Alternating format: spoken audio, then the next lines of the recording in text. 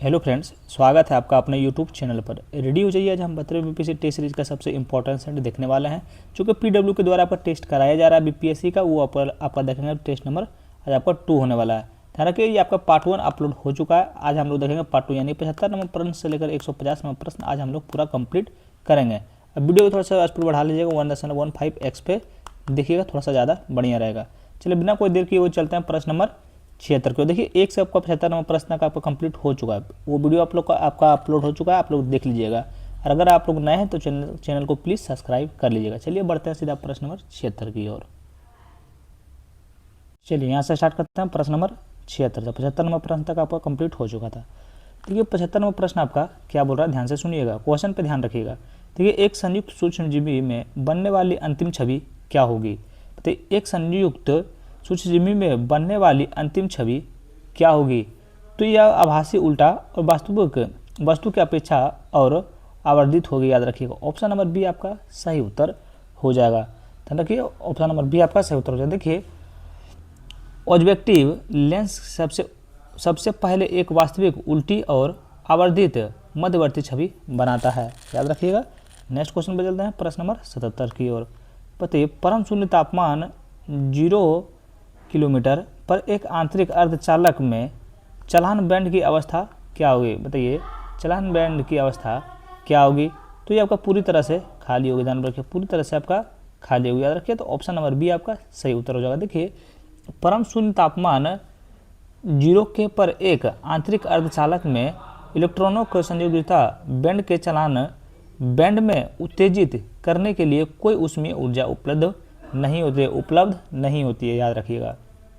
Next question चलते हैं प्रश्न नंबर 78 की। यहाँ आपको 10 क्वेश्चन भी आपको साइंस देखने को मिलेगा, उसके बाद आप लोग को आर्ट्स देखने के लिए मिल जाएगा।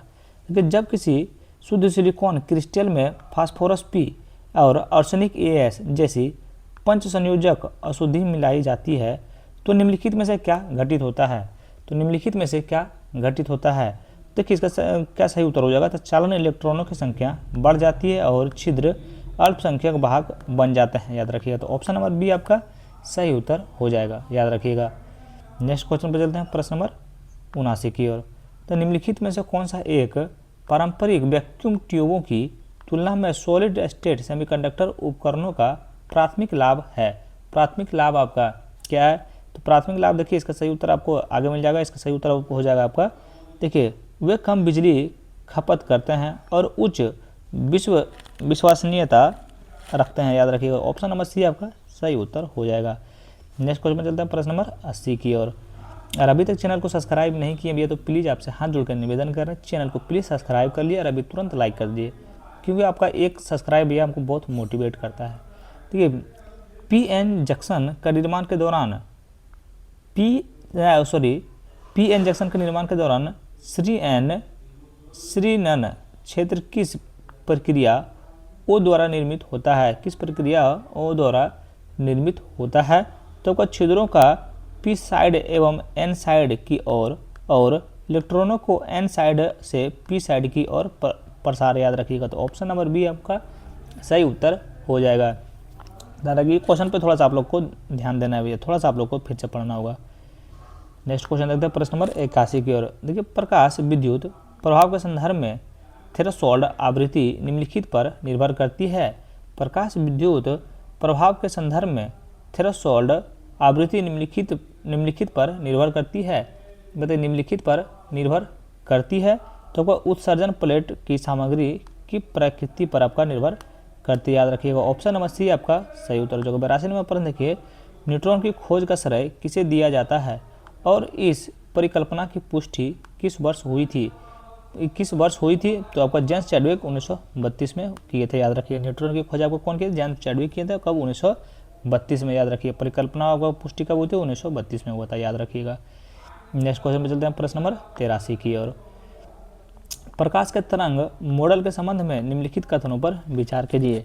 प्रकाश के तरंग मॉडल के संदर्भ में निम्नलिखित कथनों पर विचार कीजिए, और कौन सा कथन आपका सही होगा या फिर गलत होगा वो आप लोग को क्वेश्चन पढ़ने के बाद ही पता चल जाएगा। तो ये कथन एक में देखिए, ह्यूजेंस के तरंग का सिद्धांत में भविष्यवाणी की थी कि यदि अपवर्तन के दौरान प्रकाश अभिलंब की ओर मुड़ता है तो दूसरे माध्यम में प्रकाश की गति अधिक होनी चाहिए, जो कि बिल्कुल आपका ये गलत हो जाएगा, बिल्कुल गलत हो जाएगा। कथन 2 में देखिए 1850 में फैकॉल्ट ने प्रयोग में यह दर्शाकर तरंग मॉडल की पुष्टि की कि जल में प्रकाश की गति हवा में प्रकाश की गति कम होती है, जो कि ये तो आपका बिल्कुल सही हो जाएगा। आगे कथन 3 भी देखिए आपका है। कथन 3 में आपका क्या है, तरंग सिद्धांत को प्रारंभ में आइजैक न्यूटन के अपार प्रभुत्व के कारण अस्वीकार कर दिया गया था। ये भी कथन आपका बिल्कुल सही है। ध्यान रखिए इसमें कथन कौन कौन सा सही है, तो 2 और 3 आपका सही है। तो ऑप्शन नंबर भी देखिए यहाँ बोल रहा था कौन सा कथन सही है, 2 और 3 सही है। नेक्स्ट क्वेश्चन पे देखते हैं प्रश्न नंबर 84 की। देखिए रे ऑप्टिक्स और ऑप्टिकल इंस्ट्रूमेंट के संबंध में निम्नलिखित कथनों पर विचार कीजिए। रे ऑप्टिक्स और ऑप्टिकल इंस्ट्रूमेंट्स के संबंध में निम्नलिखित कथनों पर विचार करना है, बताना है कि कौन सा कथन आपका सही है, कौन सा कथन सही है। कथन 1 में किसी गोलाकार दर्पण की फोकस दूरी लगभग सभी आपतित किरणों के लिए उसकी वक्रता त्रिज्या की आधी होती है, जो कि बिल्कुल आपका गलत है। चलिए अब दूसरा कथन देखिए आपका क्या बोल रहा है। पूर्ण आंतरिक परिवर्तन केवल तभी होता है जब प्रकाश प्रकाशीय रूप से सघन माध्यम से प्रकाशीय रूप से विरल माध्यम में जाता है। ये आपका बिल्कुल सही हो जाएगा। 2 में है अभिसारी लेंस की शक्ति धनात्मक होती है और अपसारी लेंस की शक्ति ऋणात्मक होती है, जो कि ये भी आपका बिल्कुल सही हो जाएगा। ध्यान रखिए 2 और 3 सही है, तो ऑप्शन नंबर बी आपका राइट आंसर हो जाएगा। नेक्स्ट क्वेश्चन देखते हैं प्रश्न नंबर 85 की। देखिए हाइजेनबर्ग अनिश्चयता सिद्धांत कहता है कि किसी वस्तु के सटीक स्थिति और सटीक संवेग को एक साथ निर्धारित करना असंभव है। एक साथ करना असंभव है, बताइएगा इसका राइट आंसर कौन सा हो? तो इलेक्ट्रॉन जैसे उप परमाणु कण, याद रखिएगा ऑप्शन नंबर बी आपका सही उत्तर है। देखिए इसके बारे में थोड़ा सा हम लोग जानते हैं। देखिए वर्नर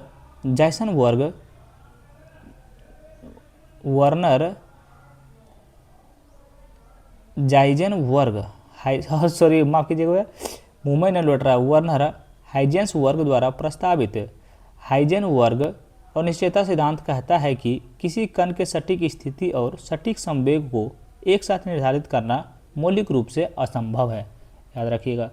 नेक्स्ट क्वेश्चन पर चलते हैं प्रश्न नंबर 86 की ओर। तो ये प्रश्न नंबर 86 आपका क्या है, निम्नलिखित में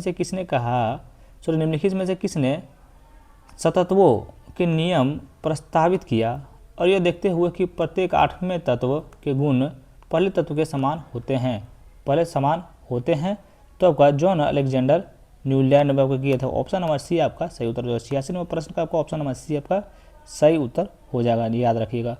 नेक्स्ट क्वेश्चन चलते हैं प्रश्न नंबर 87 की ओर। आधुनिक आवर्त सारणी में तत्वों के भौतिक और रासायनिक गुण उनके निम्नलिखित गुणों की आवृत्ति फलन है। तो आवृत्ति फलन आपका क्या है, तो आपका परमाणु संख्याएं हैं, याद रखिए ऑप्शन नंबर बी आपका सही उत्तर हो जाएगा। 88 नंबर प्रश्न, निम्नलिखित में से कौन सा पदार्थ का गहन गुण है। निम्नलिखित में से कौन सा पदार्थ का गहन गुण है, तो ये आपका घनत्व का आपका गहन गुण है। देखिए गहन गुण वह गुण है जो पदार्थ की मात्रा पर निर्भर नहीं करता है, घनत्व मात्रा के बावजूद समान रहता है, सघनता का गुणधर्म, याद रखिएगा। नेक्स्ट क्वेश्चन चलते हैं। देखिए ऊष्मागतिकी में एक ऐसी प्रणाली जो अपने परिवेश के साथ ना तो पदार्थ और ना ही ऊर्जा का आदान प्रदान कर सकती है, इसे उस प्रकार वर्गीकृत किया जाता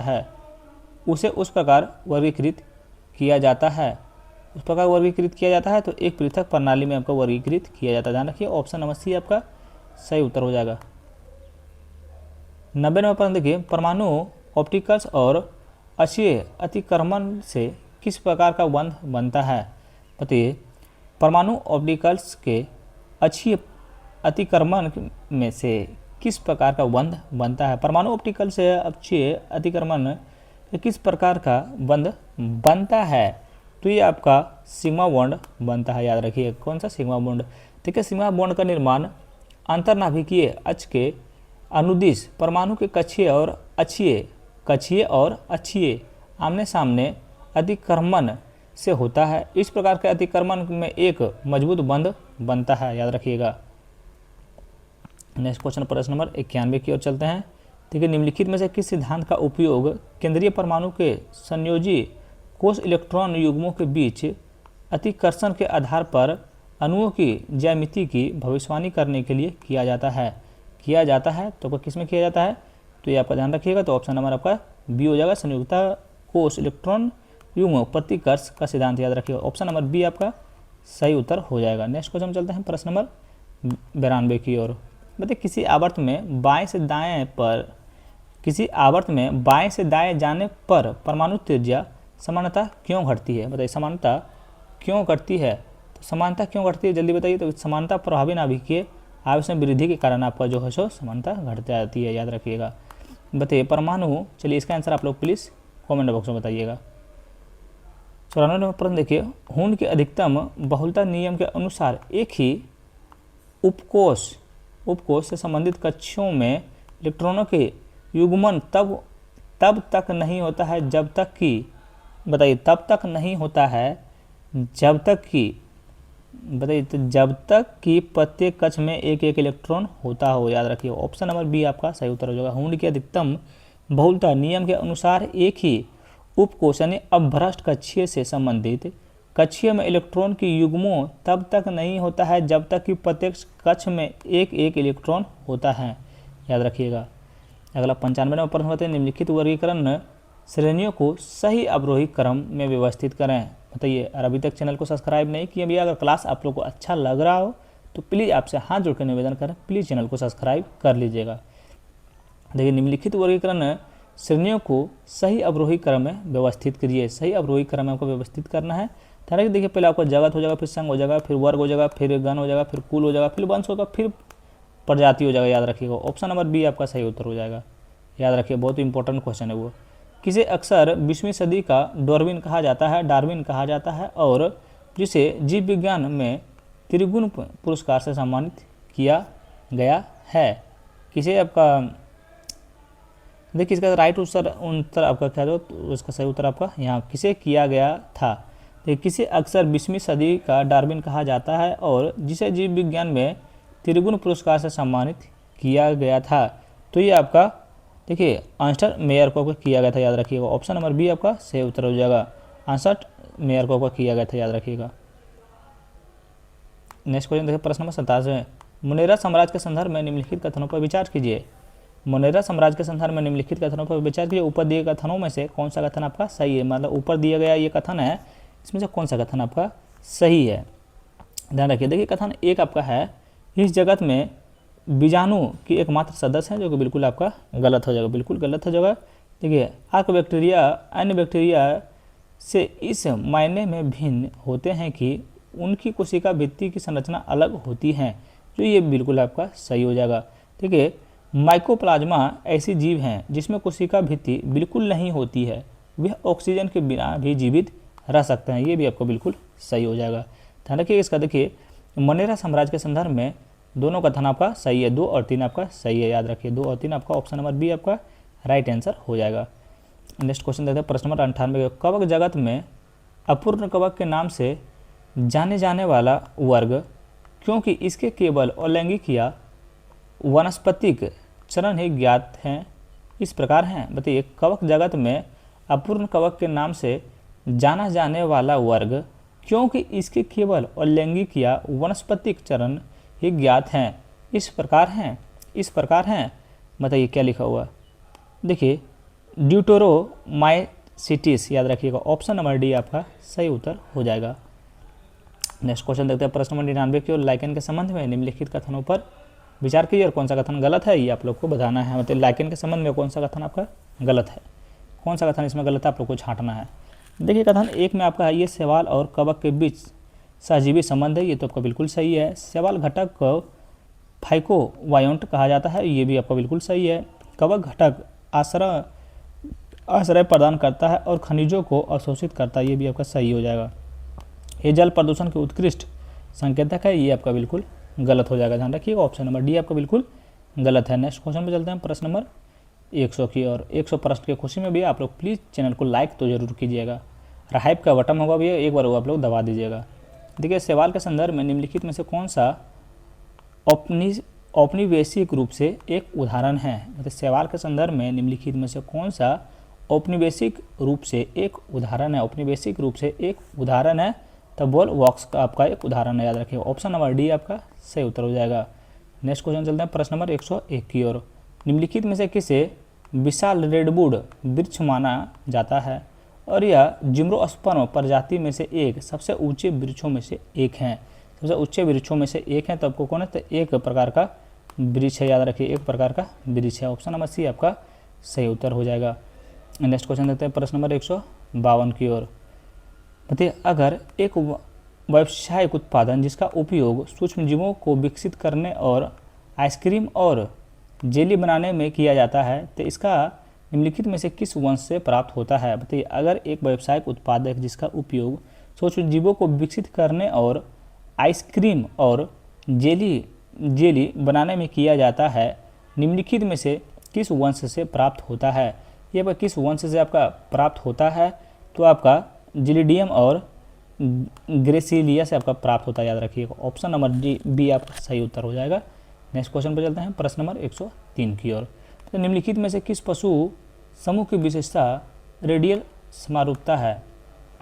बताइए, निम्नलिखित में से किस पशु समूह की विशेषता रेडियल समरूपता है, रेडियल समरूपता है। तो इसका राइट आंसर आपका हो जाता है, देखिए, कोलेंटेरेस और सिटेनोफोर और इकाइनोडर्म, याद रखिएगा। तो ऑप्शन नंबर बी आपका सही उत्तर हो जाएगा, याद रखिएगा। थोड़ा सा आप लोग फिर से पढ़ लीजिएगा। देखिए, हम इंसान है भैया, गलती हर किसी से होता है, मेरे से भी गलती होता है, हम मानते हैं, क्योंकि ऐसा ऐसा वर्ड आ जाता है कि लगातार पढ़ना मुश्किल हो जाता है। थोड़ा सा बात को समझिएगा, कमेंट में गाली गलौज नहीं कीजिएगा।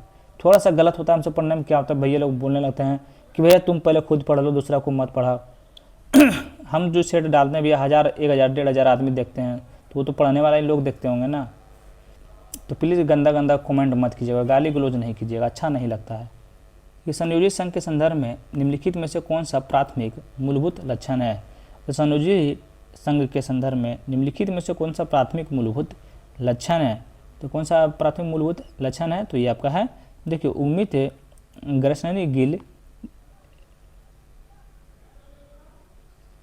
आ रहा सही उत्तर क्या होगा, युग्मित ग्रसनी गिल सिलिटस, याद रखिएगा। ऑप्शन, अरे यार, इसमें कौन सा कथन आपका सही है, ये आपको लोग को बोल रहा है। देखिए, कौन सा कथन आपका सही है, याद रखिए, कौन सा कथन सही है। देखिए, इसमें जो है सो नोटोकॉर्ड की उपस्थिति ये आपका सही है। एक पृष्ठीय खोगली तंत्रिका तंत्र ये भी आपका सही है। 3 भी आपका सही है। उदर हृदय भी आपका ये सही है। तो चारों कथन आपका जो है बिल्कुल सही है। नेक्स्ट क्वेश्चन पे चलते हैं प्रश्न नंबर 105 की ओर। निम्नलिखित में से कौन सा महात्मा एक महान संरचना नामक पुस्तक के लेखक हैं। तो निम्नलिखित में से कौन महात्मा एक महान संरचना नामक पुस्तक के लेखक हैं। तो ये आपका है धीरज काकड़िया, याद रखिएगा। ऑप्शन नंबर ए आपका राइट आंसर हो जाएगा। देखिए, इसके बारे में थोड़ा सा हम लोग जानते हैं। केंद्रीय मंत्री मनसुख मांडविया ने 2 मार्च 2026 को महात्मा एक महान संरचना नामक पुस्तक का विवेचन किया है, ध्यान रखिएगा। अरे बाप रे बाप, बताइए, सॉल्यूशन में दिया हुआ है ऑप्शन नंबर आपका बी, और यहाँ आंसर में दिया है ऑप्शन नंबर ए, तब क्या करें बताइए। तो लेकिन इसका सही उत्तर आपका ऑप्शन नंबर बी हो जाएगा, इतना आप लोग ध्यान रखिएगा।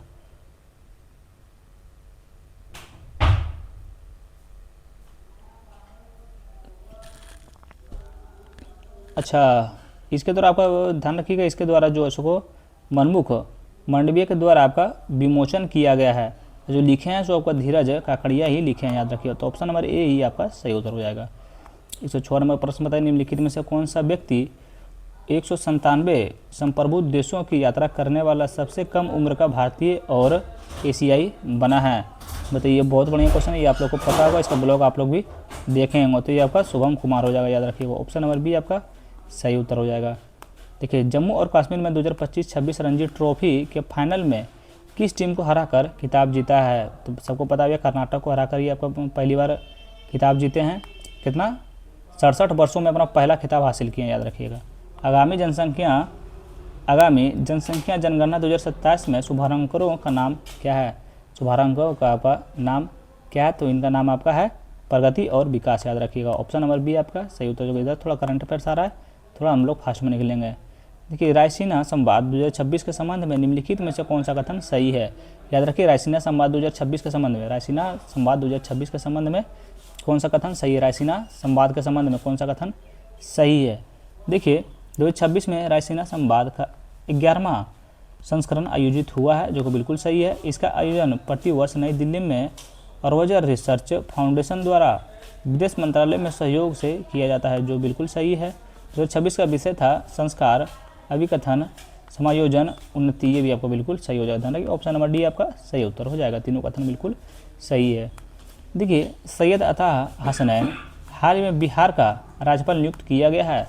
कौन से महाराज्यपाल नियुक्त किया गया है, बताइए। सैयद अता हसनैन को हाल ही में बिहार का कौन सा राज्यपाल नियुक्त किया गया। तो ये क्वेश्चन आप लोग को अगर नहीं पता होगा तो बड़ा दिक्कत वाली बात है। इसका 43वां आपका बिहार का राज्यपाल नियुक्त किया गया। कितना? 43वां, याद रखिएगा। देखिए, सैयद अता हसनैन को 5 मार्च 2026 को बिहार के 43वें राज्यपाल के रूप में नियुक्त किए गए हैं, याद रखिएगा। 111 नंबर प्रश्न देखिए, हाल ही में भारत ने हाल ही में निम्नलिखित में से किस देश के साथ एक संचरित औषधि और पोषक तत्व व्यापार गलियारा शुरू किया है। गलियारा आपका शुरू किए हैं तो आपका उज्बेकिस्तान के साथ में आपका शुरू किए हैं, याद रखिएगा। 112 नंबर प्रश्न के निम्नलिखित में से किस स्थान पर भारत अपना पहला महासागर तापीय ऊर्जा रूपांतरण OTEC संचालित विलयनीकरण संयंत्र स्थापित कर रहा है। तो ये आपका स्थापित कर रहा है, तो ये आपका कारावती द्वीप में आपका स्थापित कर रहा है, याद रखिए। ऑप्शन नंबर सी आपका सही उत्तर हो जाएगा। देखिए, भारत का लक्षद्वीप का कावारत्ती द्वीप पर अपना पहला महासागरीय तापीय ऊर्जा रूपांतरण संचालित विलवनीकरण संयंत्र स्थापित कर रहा है, जिसका उद्देश्य बिजली उत्पन्न करना और समुद्र जल के अस्थायी रूप से पीने योग्य पानी में परिवर्तित करना, याद रखिएगा। तो ऑप्शन नंबर सी आपका सही उत्तर हो जाएगा। नेक्स्ट क्वेश्चन पर चलते हैं। प्रश्न नंबर 113 नंबर प्रश्न देखिए यहाँ पे है। 113 नंबर प्रश्न क्वेश्चन यहाँ पे यहाँ लिख देते हैं। 113 नंबर प्रश्न, तो निम्नलिखित में से कौन सा कथन ज्ञानपीठ पुरस्कार के संबंध से सही है। तो निम्नलिखित में से कौन सा कथन ज्ञानपीठ पुरस्कार से संबंध में सही है। ज्ञानपीठ पुरस्कार के संबंध में सही है, सही कोड को चुनना है। बताइए, देखिए, यह भारत का सर्वोच्च साहित्य सम्मान है और इसकी स्थापना 1961 में हुई थी। क्या कथन एक आपका सही है। तो कथन एक आपका जो है बिल्कुल सही है। देखिए, आर मैरामुथु को 2025 के 60वें ज्ञानपीठ पुरस्कार से लिए चुना गया। ये भी कथन आपका बिल्कुल सही है। याद रखिए, दोनों कथन आपका बिल्कुल सही है, दोनों कथन आपका बिल्कुल सही है। नेक्स्ट क्वेश्चन पर चलते हैं। प्रश्न नंबर 114 की। और निम्नलिखित में से किस राज्य में भारत का पहला LGP ATM शुरू किया गया है। तो निम्नलिखित में से किस राज्य में भारत का पहला LGP ATM शुरू किया गया है। कहाँ शुरू किया गया है। तो इसका सही उत्तर आप लोग को हो जाएगा। ध्यान रखिए, हरियाणा में आपका शुरू किया गया, याद रखिए। कहाँ शुरू किया गया। तो हरियाणा में आपका शुरू किया गया। कौन? LGP ATM। निम्नलिखित में से कौन सा बिहार दिवस 2026 का विषय या थीम है। तो निम्नलिखित में से कौन सा बिहार दिवस 2026 विषय या थीम है। तो ये आपका क्या विषय और थीम है। तो आप लोगों को बढ़िया से पता होगा भैया। अभी इस उन्नत बिहार और उज्ज्वल बिहार, याद रखिए। अभी पटना में हर जगह आपको ये लिखा हुआ मिल जाएगा, उन्नत बिहार और उज्ज्वल बिहार। 116 नंबर प्रश्न बताइए, निम्नलिखित में से किस शहर ने विश्व बौद्ध शांति सम्मेलन 2026 की मेजबानी की है। बताइए, बहुत हल्का हल्का करंट अफेयर्स आ रहा है एकदम। निम्नलिखित में से किस शहर ने विश्व बौद्ध शांति सम्मेलन 2026 की मेजबानी की है। तो कौन सा आपका मेजबानी किया। तो ये आपका हैदराबाद मेजबानी किए हैं। 117 नंबर प्रश्न है, निम्नलिखित में से कौन सा देश 16 वर्ष के कम उम्र के बच्चों के लिए सोशल मीडिया के उपयोग पर प्रतिबंध लगाने वाला दक्षिणी पूर्व एशिया का पहला देश बन गया है। बताइए, बहुत ईजी क्वेश्चन। ये हर बार आप जो भी सेट बनाइएगा उस सेट में आपको ये क्वेश्चन मिल जाए। तो आपको कौन सा देश बना है। तो आपका इंडोनेशिया बना है, याद रखिएगा। कौन? इंडोनेशिया। देखिए, इसके बारे में थोड़ा सा जानते हैं। देखिए, दक्षिणी पूर्व एशिया में इंडोनेशिया पहला ऐसा देश बन गया है जिसने 16 वर्ष के कम उम्र के बच्चों के सोशल मीडिया का उपयोग पर प्रतिबंध लगा दिया। कौन? इंडोनेशिया, याद रखिएगा। 118 नंबर प्रश्न बताइए, निम्नलिखित में से कौन हाल ही में विश्व की पहली चौगुनी अंगवाहिनी तीरंदाजी बनी है। तो वो कौन बनी है, तो यह पायल नाग बनी है, याद रखिएगा, बहुत इजी क्वेश्चन है। तो पवन ऊर्जा उत्पादन के संदर्भ में निम्नलिखित कथनों पर विचार कीजिए। पवन ऊर्जा उत्पादन के संदर्भ में निम्नलिखित कथनों पर विचार कीजिए। नीचे दिए गए कोड का उपयोग करके सही कथनों का चयन करना है, सही कथनों का चयन करना है। कौन सा कथन आपका सही है ये आप लोग को बताना है। देखिए कौन सा कथन सही है, इसके बारे में थोड़ा सा विशेष ध्यान रखना है और ध्यान रखना है। देखिए चीन 650 गीगावाट से अधिक क्षमता के साथ पवन ऊर्जा का उत्पादन में वैश्विक अग्रणी देश है, बिल्कुल आपका सही हो जाएगा। भारत 50+ गीगावाट में स्थापित क्षमता के साथ वैश्विक स्थान पर चौथे स्थान पर रहा है, बिल्कुल आपका ये सही हो जाएगा। भारत में पवन ऊर्जा के उत्पादन में गुजरात अग्रणी राज्य है भारत का, बिल्कुल आपका ये भी सही है। तीनों कथन आपका बिल्कुल सही है। 120वां प्रश्न बताइएगा, निम्नलिखित में से किसे मंगोलिया का नया प्रधानमंत्री चुना गया, बताइए। इसका आंसर आप लोग को अभी नहीं अगर याद आ रहा होगा तो बहुत दिक्कत वाली बात है। निम्नलिखित में से किसे मंगोलिया का नया प्रधानमंत्री नियुक्त किया गया है, तो देखिए उच्चतम न्याय अशोर को आपका जो है नियुक्त किया गया, याद रखिएगा। ऑप्शन नंबर सी आपका राइट आंसर हो जाएगा। तो प्रोजेक्ट 70A के तहत निर्मित अस्टिलथ फ्रिगेट INS तारागिरी को हाल ही में विशाखापट्टनम में कमीशन किया गया। निम्नलिखित में से किस शिपयार्ड ने इसे विकसित किया है, किस शिपयार्ड ने इसे विकसित किए हैं, तो आपको किस शिपयार्ड ने किए हैं, तो देखिए ये आपका किए हैं, ये तो आपका नहीं किए हैं, तो क्या किए हैं, ठीक है, झंगाओ डिक शिपयार्ड लिमिटेड, याद रखिएगा। ऑप्शन नंबर बी आपका सही उत्तर हो जाएगा। नेक्स्ट क्वेश्चन पे चलते हैं, प्रश्न नंबर 122 की ओर। तो निम्नलिखित में से किस संगठन ने निम्नलिखित में से किस संगठन ने म्यूज नामक AI मॉडल को लॉन्च किया, AI मॉडल को लॉन्च किया है, तो आपको मेटा लॉन्च किए हैं। बिहार के निम्नलिखित में से किस जिले ने राज्य का दूसरा कांच का पुल बनवाया जाएगा, बताइएगा। बिहार के निम्नलिखित में से किस जिले में राज्य का दूसरा कांच का पुल बनवाया जाएगा, कांच का पुल आपका बनवाया जाएगा, तो कौन सा राज्य में बनवाया जाएगा, तो ये आपका बिहार का आपका भागलपुर जिला में बनाया जाएगा। कौन जिला में, भागलपुर जिला में बनाया जाएगा। देखिए पहला तो ऊपर नालंदा राजगीर में, ये तो आप लोग को पता ही होगा, आप लोग गए होंगे तो चढ़े हुए होंगे उसके ऊपर। निम्नलिखित में से किस संस्थान के कर्जदार से निर्माता तक महिलाएं और भारत के विकसित होता ऋण बाजार शीर्षक वाली रिपोर्ट जारी की है, इसका राइट आंसर आपको कौन सा जो, इसका सही उत्तर आपको ऑप्शन नंबर बी होगा, नीति आयोग। थोड़ा सा क्वेश्चन को आप लोग एक बार फिर से पढ़ लीजिएगा, बहुत बढ़िया VVI क्वेश्चन है ये। नेक्स्ट क्वेश्चन पे चलते हैं, प्रश्न नंबर 125 की ओर। तो निम्नलिखित में से किस देश ने हाल ही में अपनी पहली महिला सेना प्रमुख नियुक्त की है, बताइए। इसका आंसर आप लोग कमेंट बॉक्स में बताइए, बहुत इजी क्वेश्चन है और बहुत आसान क्वेश्चन है। चलिए नेक्स्ट क्वेश्चन देते हैं, प्रश्न नंबर 126 का, अंतर्राष्ट्रीय मुद्रा कोष। चलिए इसका आंसर हम बताते हैं, इसका 126वां प्रश्न का आप लोग कमेंट बॉक्स में बताइएगा। ठीक है, निम्नलिखित में से किस देश ने हाल ही में अपनी पहली महिला सेना प्रमुख नियुक्त की है, तो प्रमुख महिला अगर प्रमुख नियुक्त की है, तो आपको कौन नियुक्त किए हैं, याद रखिएगा, तो ये आपका हो जाएगा ऑस्ट्रेलिया, याद रखिएगा। ठीक है, निम्नलिखित में से देखिए, निम्नलिखित में से किस देश ने हाल ही में अपनी पहली महिला सेना प्रमुख नियुक्त किए, तो आपको ऑस्ट्रेलिया नियुक्त किए हैं। चलिए 126 नंबर का आंसर आप लोग प्लीज़ कमेंट बॉक्स में बताइएगा। इसका देखिए आपका चौथा, ये आपका ये ऑप्शन आप लोग को नहीं दिया जा रहा, क्योंकि 2 ऑप्शन आपका जो आंसर है आगे छुपा हुआ है, इसका आंसर सिर्फ आप लोग को बताना है। क्वेश्चन पढ़ लीजिए और इसका आंसर आप लोग कमेंट बॉक्स में बताइएगा। चलिए नेक्स्ट क्वेश्चन चलते हैं 127 की ओर।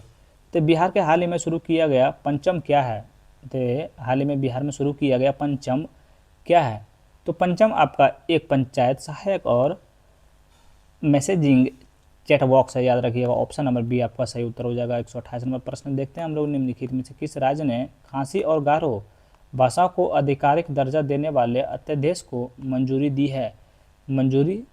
है, तो ये आपका मेघालय को मंजूरी दी है। लेकिन निम्नलिखित में से किस राज्य ने खासी और गारो भाषाओं को आधिकारिक ऊर्जा देने वाले अध्यादेश को मंजूरी दी है, तो ये आपका मेघालय को मंजूरी दिए हैं। 129वां प्रश्न देखिए, सिविल सेवा दिवस के संबंध में निम्नलिखित कथनों पर विचार कीजिए। सिविल सेवा दिवस के संबंध में निम्नलिखित कथनों पर विचार कीजिए, और ऊपर दिए गए कथनों में से ऊपर दिए गए कथनों, जो कथन आपका क्वेश्चन है उसको पढ़ के आप लोग को सही उत्तर देना है। बताइए सही उत्तर, क्वेश्चन तो आप लोग पढ़ लिए होंगे, इसका सही उत्तर आपका क्या हो जाएगा। देखिए इसका राइट आंसर आपका हो जाएगा, यह प्रतिवर्ष 21 अप्रैल को प्रशासनिक सुधार और लोक शिकायत विभाग द्वारा मनाया जाता है, जो कि बिल्कुल आपका सही हो जाएगा। वर्ष 2026 के लिए इसका विषय विकसित भारत, नागरिक केंद्रित शासन और अंतिम छोर तक विकास है। याद रखिए, ये भी आपका बिल्कुल सही हो जाएगा। दोनों का थाना आपका बिल्कुल सही है। नेक्स्ट क्वेश्चन पे चलते हैं, प्रश्न नंबर 130 की ओर। पटना नगर निगम द्वारा शुरू किए गए प्रोजेक्ट उड़ान के तहत निम्नलिखित में से कौन सी परीक्षाएं शामिल हैं? कौन सी परीक्षाएं शामिल है इसमें? तो इसमें जो है सो आपका कौन कौन से परीक्षाएं शामिल हैं बताइएगा। तो देखिए, आपका यूपीएससी शामिल है, बीपीएससी शामिल है, जेईई आपका शामिल है और नीट आपका शामिल है। ध्यान रखिए। देखिए, पटना नगर निगम द्वारा शुरू किया गया प्रोजेक्ट उड़ान के तहत निम्नलिखित में से कौन सी परीक्षाएं शामिल हैं? तो इसमें जो चारों परीक्षाएं आपका शामिल है ध्यान रखिए प्रोजेक्ट उड़ान में। चलिए नेक्स्ट क्वेश्चन चलते हैं, प्रश्न नंबर 131 नंबर प्रश्न। इसका आंसर आप लोग प्लीज कमेंट में प्रश्न यहाँ से देखिए भैया, कुछ आंसर आप लोग को सॉल्व करने के लिए आएगा। 10 नंबर प्रश्न आप लोग को खुद सॉल्व करना पड़ेगा। इसका आंसर हम बता देते हैं। 131 नंबर प्रश्न का आपका ऑप्शन नंबर कौन सा हो जाएगा? तो ऑप्शन नंबर आपका ए आपका सही उत्तर हो जाएगा। चलिए 132 नंबर प्रश्न का सही उत्तर क्या आंसर हो जाएगा? तो चलिए अभी 10 नंबर प्रश्न आपका मैथ आएगा, मैथ और रीजनिंग याद रखिए। उसके बाद आप लोग का 10 नंबर प्रश्न उधर आपका हम बताएंगे। ठीक है, 132 का सही उत्तर आपका ऑप्शन नंबर डी हो जाएगा। 133 का सही उत्तर आपका ऑप्शन नंबर बी हो जाएगा। 134 का सही उत्तर आपका कौन सा हो जाएगा? 134 का सही उत्तर आपका ऑप्शन नंबर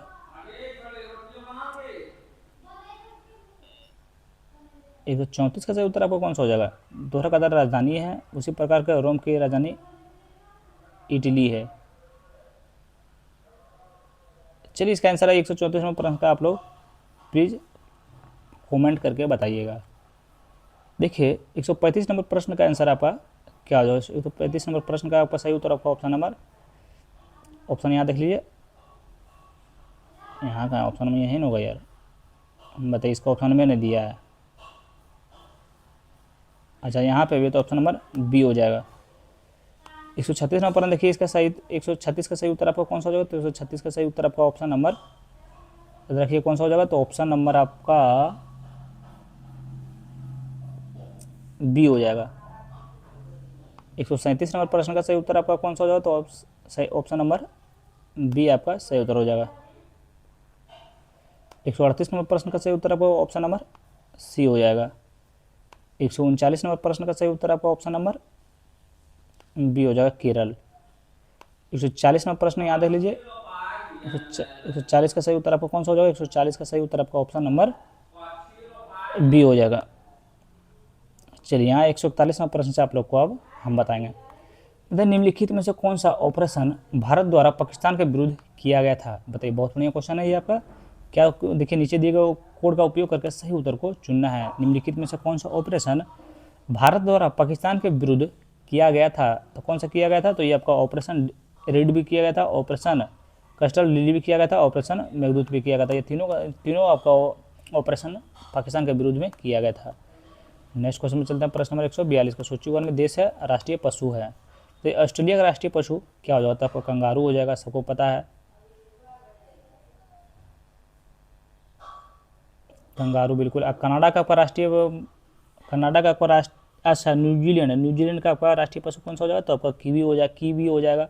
जानते हैं आपको क्रिकेट खिलाड़ी आपका आता है तो उसको कीवी भी बोला जाता है। भारत का आपका बाघ हो गया, कनाडा का आपका गंजा ईगल हो गया। याद रखिए ऑप्शन नंबर ए आपका सही उत्तर। बहुत ईजी क्वेश्चन था ये सब क्वेश्चन। अगर हमको लग रहा है कि आ जाएगा सेट में, तब 98-99 को सही मार्कर चलाएंगे। निम्नलिखित में से कौन सा देश नाटो का सदस्य नहीं है? बताइए निम्नलिखित में से कौन सा देश नाटो का सदस्य नहीं है? नाटो का सदस्य आपका जो है भारत नहीं है, याद रखिए। बाकी आपका क्रोएशिया, कनाडा, डेनमार्क आपका जो है नाटो का सदस्य हैं।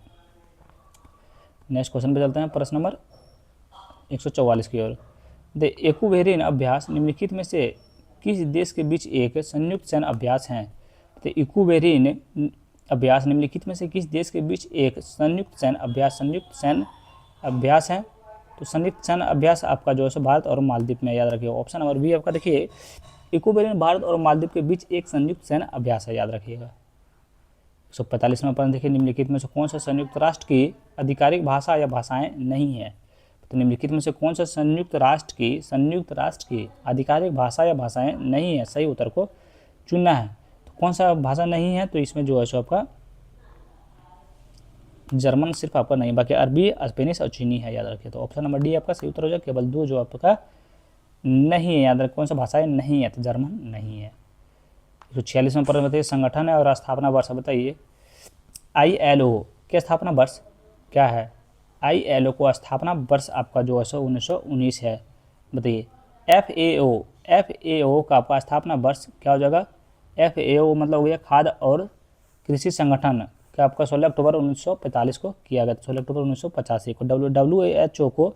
WHO को कब किया गया था? तो 7 अप्रैल 1948 को किया गया था स्थापना। याद रखिए इसका सही उत्तर आपका ऑप्शन नंबर ए आपका राइट आंसर हो जाएगा।